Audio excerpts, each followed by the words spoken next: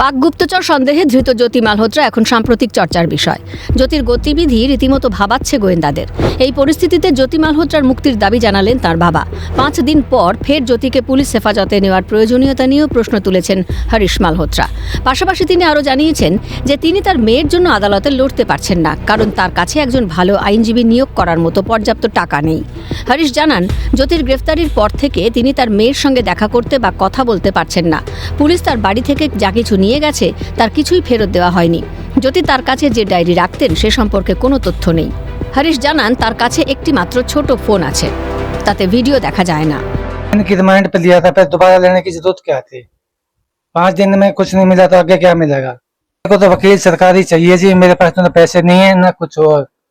सरकारी वकील चाहिए मेरे को, तो मेरे पास इतनी गुंजाइश नहीं है जो मैं वकील कर लूँ प्राइवेट।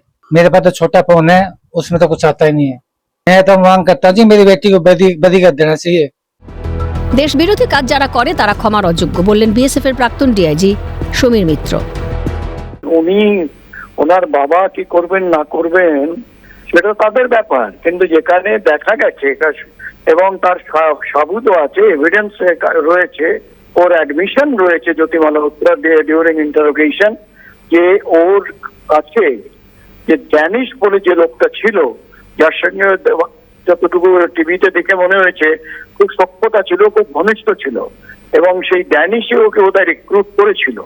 এখন না, যদিও ড্যানিশকে already has been declared as the persona non grata এবং তাকে পাকিস্তানে ফেরত পাঠিয়ে দেওয়া হয়েছে, কিন্তু এখন যদি তার বাবার কাছে টাকা না থাকে যে কি করে লড়াই করব, সেটা অন্য ব্যাপার। কিন্তু যে মেয়েটি একেবারে একের পর এক বলে গেছে যে কোথায় কি হয়েছে, ইভেন ও পেহেলগামেও গেছে, ও শ্রীনগরে জানে, প্রত্যেকটা জায়গায় কি স্তরে গেছে কিনা আমি জানি না, যেখানে তো 2 জন আমাদের সেনা শহীদ হয়েছেন এবং একজন টেররিস্টকে মারা হয়েছে।